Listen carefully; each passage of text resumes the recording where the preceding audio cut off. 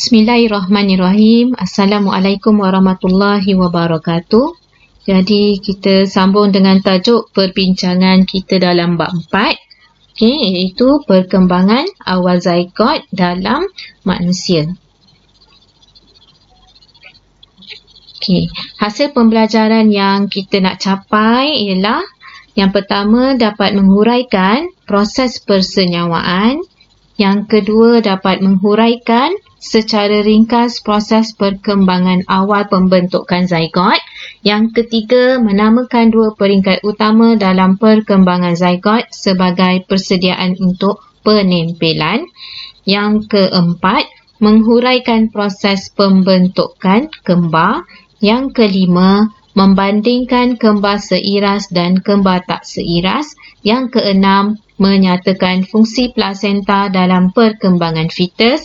Yang ketujuh, menerangkan kelebihan fetus mempunyai sistem peredaran darah yang terpisah daripada sistem peredaran darah ibu. So apakah yang dimaksudkan dengan proses persenyawaan? Proses persenyawaan ni merupakan proses penyatuan dua nukleus, iaitu penyatuan nukleus sperma dan ovum dan membentuk zygot yang diploid, dan persenyawaan berlaku di dalam tiub fallopian. So ini bermakna semasa persenyawaan, nukleus sperma ni akan masuk ke dalam cytoplasma ovum.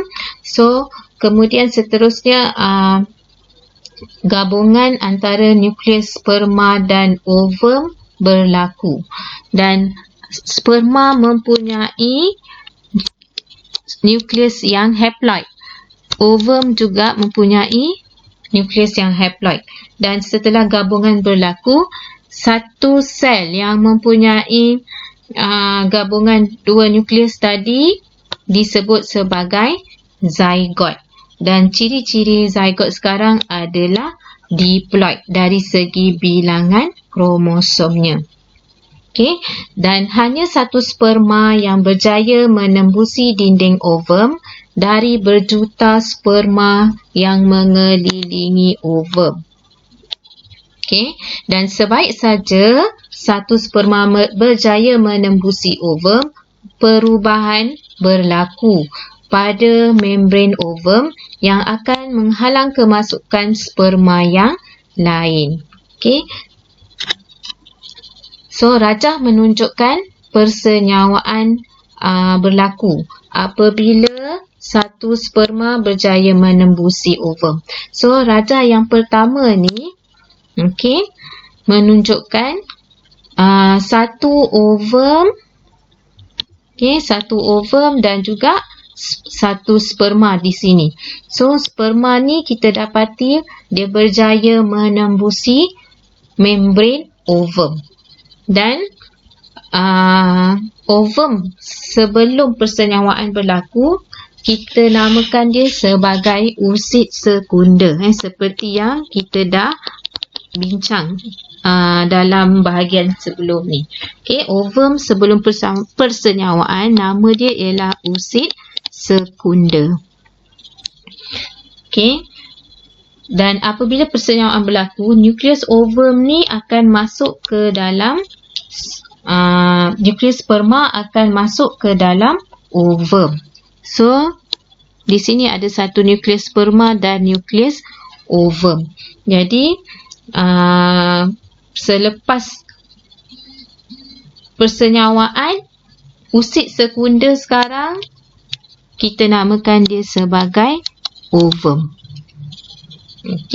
Dan usid sekunder ni kalau di sini kita lihat, dia sedang menjalankan dia terhenti setakat metafasa 1. So metafasa 2. So dan seterusnya dia akan continue lah dengan meiosis 2 dan menghasilkan sel ni sekarang akan membentuk zygote yang diploid.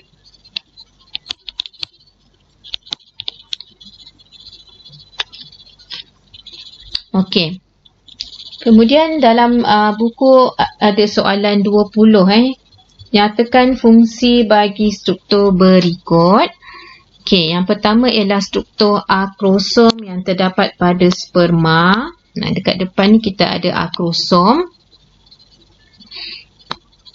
Okey. Akrosom yang terdapat pada sperma berfungsi untuk membebaskan enzim untuk melarutkan membran sel. Ovum bagi membenarkan sperma menembusi ovum. Jadi dengan cara itulah sperma ni dapat masuk ke dalam ovum, iaitu dengan menggunakan enzim untuk melarutkan membran sel. Manakala cytoplasma yang terdapat pada ovum pula berfungsi untuk membekalkan nutrien semasa persenyawaan berlaku dan seterusnya pembahagian zygote. Jadi sebelum ni juga kita dah bincang, ovum mempunyai saiz yang besar dan cytoplasma dia juga banyak, dan fungsi cytoplasma dia adalah untuk membekalkan nutrien. Okey, selepas persenyawaan berlaku, seterusnya zygote ni akan mengalami perkembangan. Okey. So, perkembangan akan berlaku secara berperingkat, di mana 2 hari selepas persenyawaan berlaku, zygote akan membahagi secara mitosis menjadi 2 sel. Sebab asalnya zygote ni adalah 1 sel sahaja. Bila dia berubah, sel tu bertambah, dia bukan lagi kita sebut sebagai zygote. Okay. So, zygote membahagi secara mitosis menjadi 2 sel, seterusnya 4 sel, 8 sel, 16 sel dan 32 sel. Dia seperti mengganda. Dan seterusnya menjadi satu kelompok sel yang kita sebut sebagai morula. Okey. So, peringkat tersebut bermula dengan 1 sel, 2 sel, 4 sel, 16 dan 32 sel.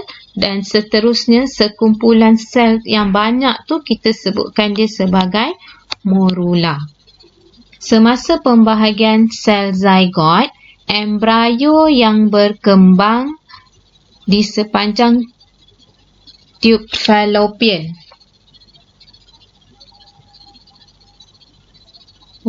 Okey, semasa pembahagian sel zygote, embrio yang berkembang bergerak di sepanjang tube fallopian. Okey, dekat sini ada tertinggal perkataan bergerak di sepanjang tube fallopian. Jadi kita boleh tengok dalam gambar ni, proses persenyawaan berlaku dalam tube fallopian. Okey. Ini dalam tube fallopian, persenyawaan tu berlaku di mana sperma cuba untuk menembusi ovum. Kemudian semasa proses perkembangan embrio ni, sebenarnya embrio tu akan bergerak dalam tube fallopian sehinggalah sampai ke hujung, iaitu bukaan kepada uterus. Dan silia dan otot licin dalam tube fallopian tu yang akan membantu pergerakan embrio. Maksudnya embrio ni akan ditolak oleh silia dan juga berlaku pengecotan otot pada tube fallopian untuk membantu embrio ni bergerak dalam tube fallopian. Okey.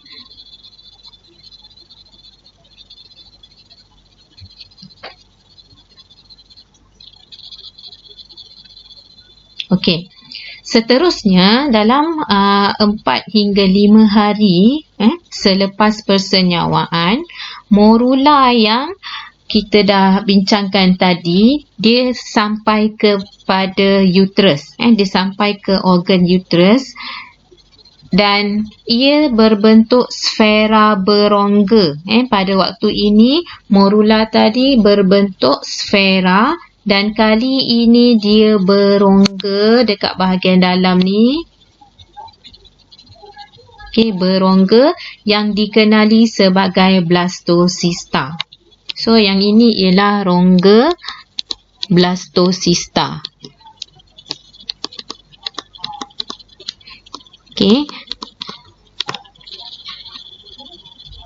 So, kita dapat tengok dekat sini sel-sel yang terbentuk tadi sebenarnya membentuk satu lapisan dekat bahagian luar ni yang kita kenali sebagai trophoblast. Lapisan ni kita sebut sebagai trophoblast.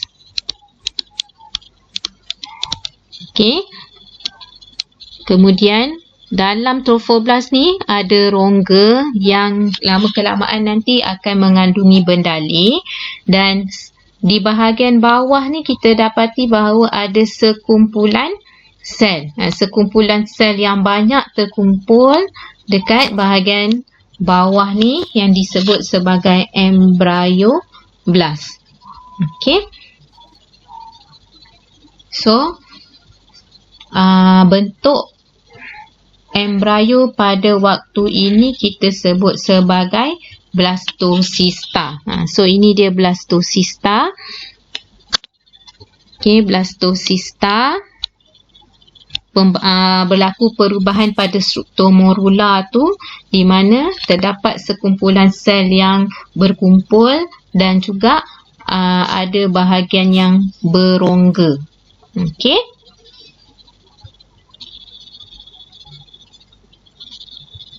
So masuk kepada peringkat 6 hingga 10 hari selepas persenyawaan. Blastocista ni akan tiba dekat dalam uterus dan mula menembusi masuk ke dalam endometrium. So blastocista ni akan melekat dalam dinding endometrium dan proses tu kita sebut sebagai penempelan. So apa yang berlaku ialah pada peringkat ini, blastocista membentuk unjuran-unjuran seperti jari, iaitu villus trophoblast pada satu permukaannya. So kalau kita tengok dekat sini, ini ialah struktur blastocista. Dan unjuran-unjurannya terdapat dekat bahagian ni dan melekat. Kalau dalam buku ni dia guna istilah bertanggam ke dalam endometrium. Maksudnya dia melekat ke dalam dinding endometrium dan membentuk satu hubungan yang rapat antara tisu embrio dengan endometrium. So embrio kali dia dah melekat atau menempel pada dinding endometrium. So ini ialah dinding endometrium. So ini struktur blastocista tadi. Terdapat satu bahagian yang membentuk unjuran yang kita sebut sebagai villus trophoblast. Dan villus trophoblast ni nanti akan berkembang membentuk plasenta. Dekat sinilah plasenta terbentuk yang terdiri daripada banyak salur darah plasenta. Terdapat banyak salur darah. Pada peringkat 2 hingga 8 minggu, plasenta akan berkembang blastocista akan berkembang menjadi embrio yang menyerap khasiat terus daripada tisu endometrium. Jadi kalau tengok dekat sini, perkembangan tu berlaku mula-mula penempelan. Dia menempel. Okey, dan seterusnya dia berkembang membentuk fetus. Daripada bentuk embrio tu kepada bentuk fetus. Okey.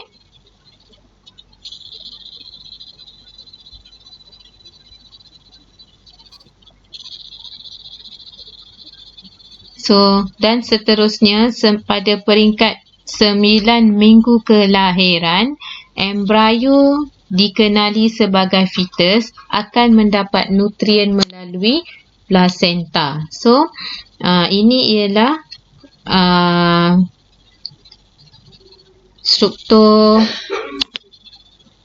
villus trophoblast tadi yang terbentuk, unjuran tadi, seterusnya membentuk banyak salur darah. Okey, salur darah ni akan membentuk, sel-sel ni juga akan membentuk tali pusat yang berhubung bersambung dengan fetus. Okey, fetus. Jadi struktur blastocista tadi sekarang dah berubah. Di mana yang bahagian sel luar tadi yang kita sebut sebagai trophoblast tadi membentuk kantung. Okey, manakala bahagian sel yang banyak ni tadi akan membentuk tali pusat.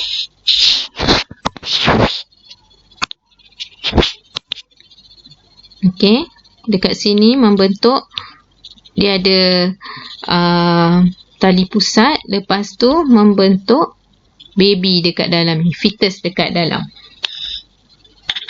Okey.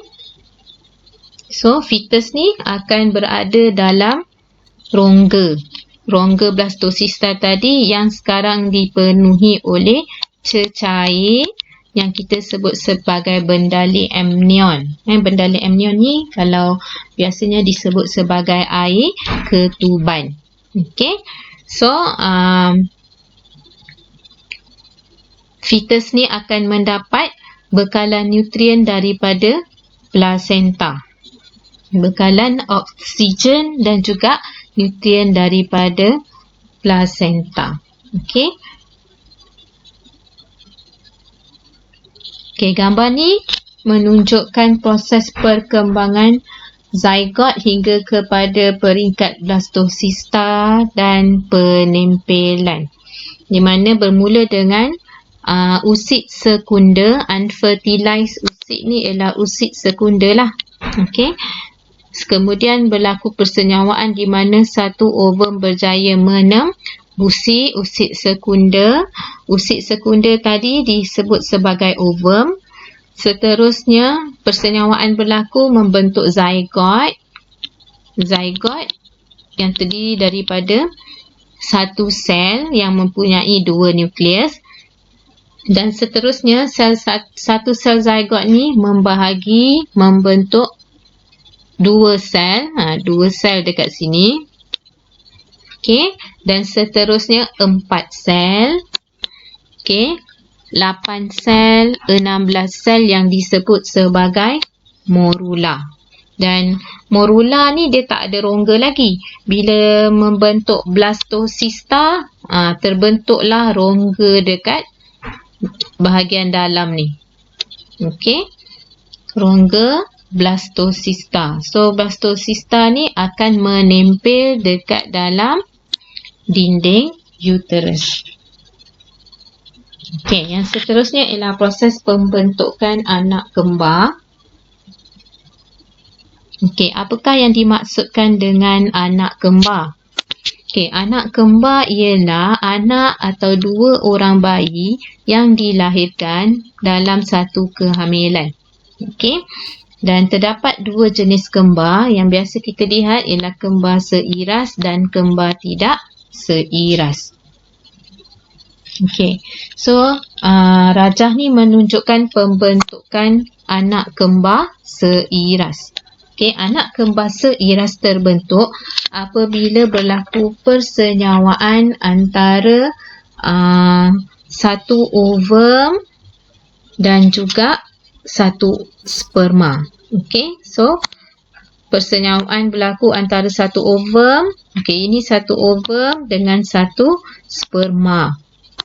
Apabila persenyawaan ni berlaku, berlakulah peringkat perkembangan tadi tu, di mana terbentuknya morula.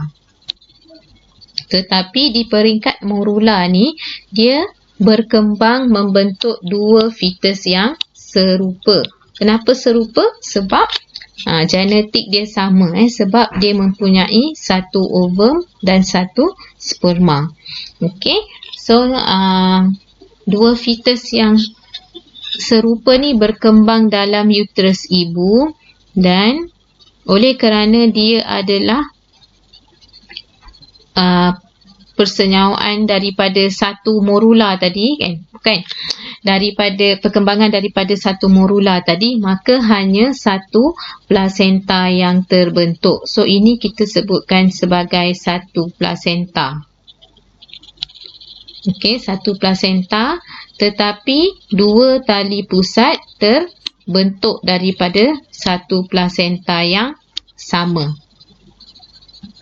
Okey, dan berkembang menjadi dua fetus yang mempunyai ciri-ciri yang sama. Jadi sebab itu kita tengok anak kembar seiras ni memang susah nak dibezakan. Okey, yang kedua ialah pembentukan anak kembar yang tidak seiras. Okey, kalau kembar tidak seiras, pembentukan dia berlaku apabila ada persenyawaan antara dua ovum oleh dua sperma. Okey, so sekarang ni ada dua ovum dan dua sperma. Okey, dua sperma secara berasingan. So ovum yang pertama ni disenyawakan oleh sperma yang pertama, membentuk satu morula dan seterusnya menghasilkan satu plasenta dekat sini. Okey, dan juga morula berkembang membentuk satu fetus. Manakala untuk morula yang kedua ni, dia berkembang dan melekat, menempel pada dinding embrio tadi, dinding endometrium, pada plasenta yang kedua. So maksudnya sekarang ada satu plasenta, dua plasenta. Okey, dua plasenta, kemudian dua tali pusat yang berbeza. Okey, jadi perkembangan dalam kantung yang berbeza. So kalau kita tengok kat sini dua kantung. So kantung yang berbeza. Okey, dan ciri-ciri untuk anak kembar ni juga nanti kita bincangkan, tidak sama. Okey, bandingkan antara dua jenis kembar tersebut. Okey, perbandingan dari segi persamaan antara kembar seiras dan kembar tak seiras ni, persamaannya ialah kedua-dua embrio terbentuk hasil dari persenyawaan. Okey, proses penghasilan kedua-dua kembar tu adalah hasil dari persenyawaan. Yang kedua, kedua-duanya melibatkan proses mitosis dalam perkembangan embrio, iaitu perkembangan zygot kepada morula dan seterusnya blastocista tu melibatkan proses mitosis. Yang ketiga, kedua-duanya berkembang di dalam uterus. Yang keempat, kedua-dua darahnya terpisah daripada darah ibu. Dan yang kelima, kedua-dua fetus memerlukan plasenta untuk perkembangan. Kedua-dua jenis kembar seiras dan tidak seiras ni. Okey, dari segi perbezaan antara kembar seiras dan kembar tidak seiras. Yang pertama, okey, dari segi persenyawaan untuk kembar seiras, hanya satu ovum yang disenyawakan. Satu ovum disenyawakan oleh satu sperma untuk membentuk satu zygot. Manakala kembar tidak seiras melibatkan dua ovum, disenyawakan oleh dua sperma dan membentuk dua zygot. Okey. So zygote untuk kembar seiras masih 1. Okey. Seterusnya, dari segi pembahagian embrio.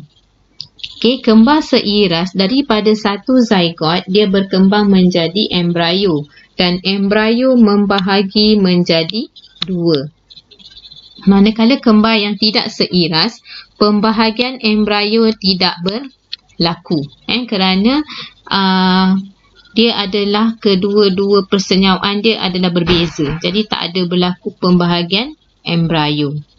Okey, yang ketiga, dari segi kandungan genetik, untuk kembar seiras, kedua-dua kembar tu mempunyai kandungan genetik yang sama. Maksudnya kembar seiras, kedua-dua anak tu akan mempunyai kandungan genetik yang sama. Kerana apa? Kerana dia datang daripada satu ovum dan satu zygote yang sama. So, genetik dia memang sama. Tapi untuk kembar yang tidak seiras, kedua-dua kembar tidak mempunyai kandungan genetik yang sama. Sebab persenyawaan tu melibatkan dua ovum yang berbeza dan dua sperma yang berbeza. Okey, bilangan plasenta. Okey, untuk anak kembar seiras, kedua-dua kembar berkongsi satu plasenta.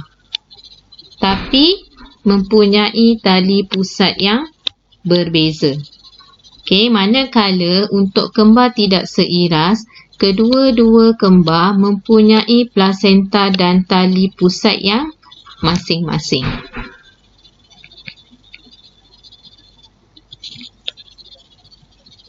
Okey, dari segi jantina, kembar seiras mesti mempunyai jantina yang sama. Jantina mesti sama. Tak mungkin akan berbeza. Tapi bagi kembar yang tidak seiras, kedua-duanya mempunyai jantina yang sama. Sama ada boleh jadi jantina dia sama ataupun jantina yang berbeza. Okey. Dan ciri-ciri fizikal, kembar seiras berkongsi ciri fizikal yang sama. Manakala kembar tidak seiras, kedua-dua kembar tidak berkongsi ciri fizikal yang sama. Okey. So dekat sini kita boleh lihat contoh kembar seiras. Yang ini kita kembar 3 lah. Kembar 3. Oleh kerana dia seiras, jantina dia mesti sama. Okey. Dan banyak mempunyai ciri-ciri yang sama. Okey. Dari segi rupa, dari segi warna kulit. So memang sama. Kalau kembar tidak seiras, kita lihat dekat sini, boleh jadi jantina dia berbeza. Okey.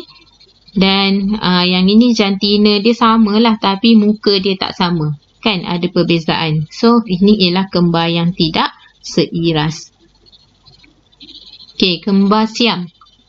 Okey, untuk kembar siam pula, kembar siam ni adalah kembar yang seiras. Tapi dia tidak berpisah sepenuhnya. Semasa pembahagian satu embrio tu pemisahan dia tu tidak lengkap. Okey, mereka ni melekat pada bahagian tertentu badan seperti kepala, dada, abdomen ataupun punggung. Dan kadang-kadang mereka juga boleh berkongsi organ. Berkongsi organ dalaman. Contohnya hati, jantung, otak dan organ pembiakan. Mereka ni mungkin boleh dipisahkan secara pembedahan jika lekatannya tidak rumit dan tidak berkongsi organ dalaman. Kadang-kadang ada yang susahlah nak dipisahkan. Okey. Macam ni, mungkin ada organ dalaman yang dikongsi. Ni melekat dekat kepala. Okey. Ni melekat dekat badan ni biasanya ada organ dalaman yang berkongsi. Jadi ini kita sebut sebagai kembar siam. Okey. Kembar seiras yang tidak berpisah sepenuhnya. Okey. Yang seterusnya kita pergi kepada peranan plasenta dalam perkembangan fetus. So, apa dia plasenta? Ni ialah plasenta ni sebenarnya kalau dalam bahasa Melayu kita disebut juga sebagai uri. Okey. Kalau rahim tu ialah fetus, uterus. Okey.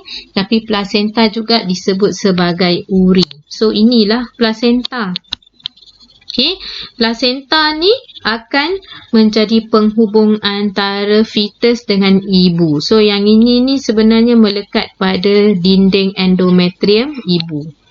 Okey, dan ibu akan bekalkan oksigen melalui salur darah dia masuk ke plasenta. Berlaku pertukaran gas dekat dalam plasenta dan oksigen dibawa melalui tali pusat ni ke dalam fetus. Okey, maksudnya fetus mendapat bekalan oksigen dan nutrien sepenuhnya daripada plasenta. Okey, so plasenta ialah struktur yang tisu-tisunya terbentuk daripada sel-sel fetus dan juga sel-sel ibu.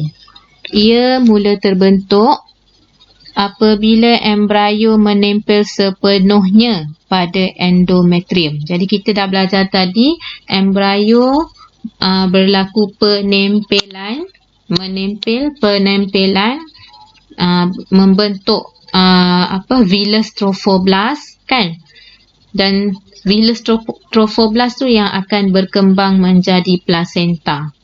So pertukaran bahan-bahan berlaku di plasenta melalui resapan. Plasenta disambungkan kepada fetus oleh tali pusat yang mengandungi vena tali pusat dan arteri tali pusat. So dalam gambar ni sebenarnya warna merah biru ni menunjukkan ada vena tali pusat dan arteri tali pusat yang membawa bahan-bahan sama ada bahan yang diperlukan ataupun bahan buangan. So untuk vena tali pusat, vena tali pusat, fungsi dia sekarang adalah membawa darah yang beroksigen dari plasenta ke fetus. Jadi kalau kita belajar sebelum ni arteri dengan vena, fungsi dia adalah arteri bawa darah beroksigen. Vena bawa darah yang terdioksigen. Tapi bagi tali pusat, terbalik. Vena bawa darah yang beroksigen. Dia bawa dari plasenta kepada fetus. Maksudnya, vena bawa darah dari plasenta kepada fetus. Bawa darah yang beroksigen. Ini ialah vena. Okey. Arteri bawa darah yang terdioksigen. Daripada fetus kepada plasenta. Ini ialah arteri. So, fungsi dia terbalik. Arteri tali pusat membawa darah yang terdioksigen dari fetus kepada plasenta. So, kena ingat dekat sini ada fungsi yang biasanya kita lihat vena dengan arteri ni kan. Okey. So, rajah menunjukkan kedudukan dan struktur plasenta. Okey. So, ini ialah tali pusat. Dalam tali pusat tu terdapat umbilical cord ni ialah tali pusat lah. Okey. Dan terdapat vena tali pusat dan arteri tali pusat. Okey, yang warna merah ni ialah vena tali pusat. Dia mengangkut darah yang mengandungi oksigen, nutrien.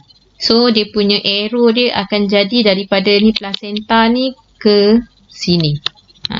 Kepada baby. Okey, tapi yang warna biru ni ialah arteri tali pusat.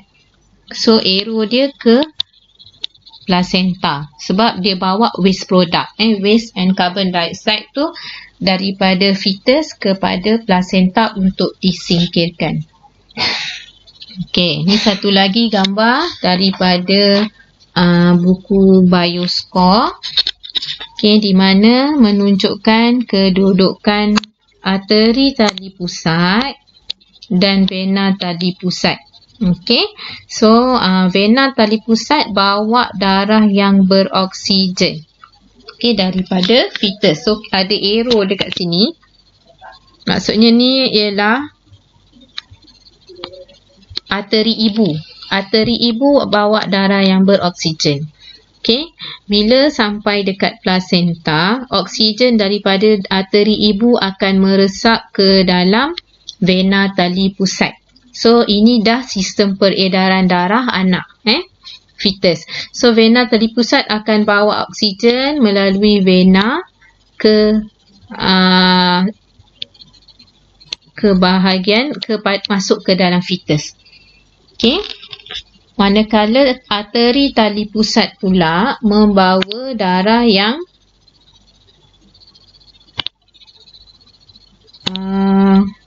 arteri tali pusat ni membawa darah yang terdioksigen masuk ke dalam plasenta. Bila sampai dekat plasenta ada kapilari, kan? Kapilari ni pertukaran gas berlaku.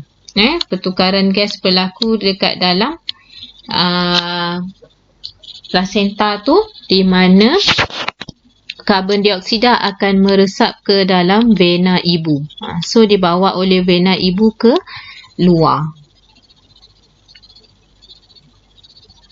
Okey, dan satu lagi ada struktur membran villus. Membran villus iaitu membran yang memisahkan antara salur darah ibu dengan salur darah anak. So sistem peredaran darah ibu yang sebelah kanan ni, yang sebelah kiri ni ialah sistem peredaran darah anak. So salur darah ibu dengan anak ni sebenarnya tidak bersambung pun. Okay, dia dipisahkan oleh satu membran villus dekat villus trophoblast tu. Okay, so apa-apa bahan semuanya berlaku secara pertukaran bahan tu berlaku secara resapan saja. Okay, tak ada hubungan antara darah ibu dengan darah anak. Okay. So, soalan 25, nyatakan bahan lain selain oksigen dan karbon dioksida yang diangkut oleh vena tali pusat. Okay, vena tali pusat juga mengangkut air, glukosa, asid amino. Ni maksudnya nutrien lah. Garam mineral, vitamin dan juga hormon. Okay, selain daripada angkut oksigen. Okay, oksigen. Selain daripada angkut oksigen. Manakala arteri tali pusat mengangkut bahan-bahan buangan yang bernitrogen, contohnya urea, selain daripada karbon dioksida. So memang terbalik.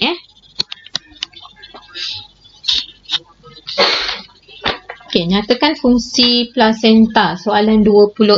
Nyatakan fungsi plasenta kepada perkembangan fetus sehingga proses kelahiran berlaku. Okey, fungsi plasenta ni yang pertama ialah sebagai tempat pertukaran nutrien. Di mana gas respirasi, nutrien, gas respirasi, bahan kumuh mengalami resapan, bertukar antara fetus dengan ibu melalui proses resapan. Okey, yang kedua, plasenta bertindak sebagai kelenjar endokrin. Okey, yang merembeskan hormon estrogen dan progesteron yang sebelum ini dirembeskan oleh corpus luteum. Okey, sebelum ni progesteron dirembeskan oleh corpus luteum, kita dah belajar. Tapi sekiranya kehamilan berlaku selepas 3 atau 4 bulan, corpus luteum akan merosot. Kan?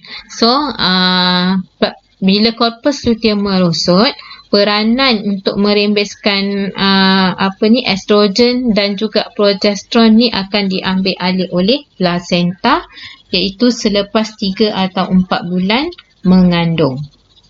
Okey, yang seterusnya, Plasenta adalah tempat untuk membezakan tekanan darah fetus dengan ibu. Okey, sebab salur darah dia berbeza, so tekanan darah memang berbeza kerana fetus ni kecil kan, bermula daripada saiz yang kecil tu, so tekanan darah dia, salur darah dia pun halus, kecil, jadi tekanan dia juga mestilah lebih rendah daripada darah ibu. Okey, yang seterusnya, plasenta memberikan perlindungan separa terhadap bahan-bahan seperti dadah, alkohol, kafein, nikotin, virus HIV dan juga virus rubella. Sebab bahan-bahan macam ni boleh memasuki dan memberi kesan kepada perkembangan fetus. So plasenta ni sifat dia cuma memberi perlindungan yang separa sahaja. Dan yang seterusnya, menghalang percampuran darah fetus dengan darah ibu. Kadang-kadang kumpulan darah pun berbeza kan. So memang percampuran darah tidak akan berlaku. Okey. Dan yang akhir sekali, soalan 27.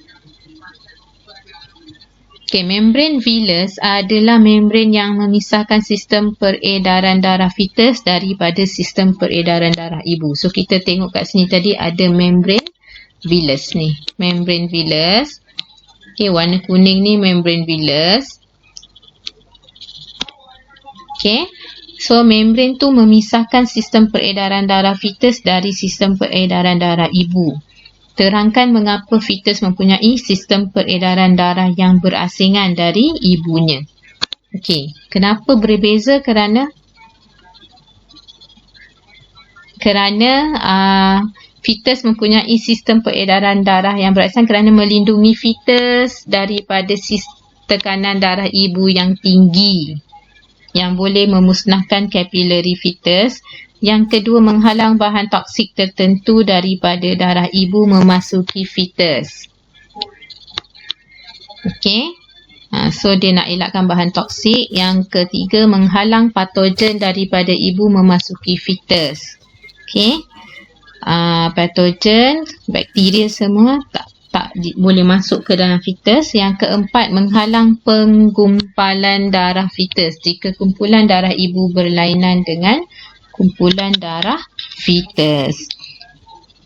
Okay, so sebab itu fetus ni dia punya sistem peredaran darah dia berasingan.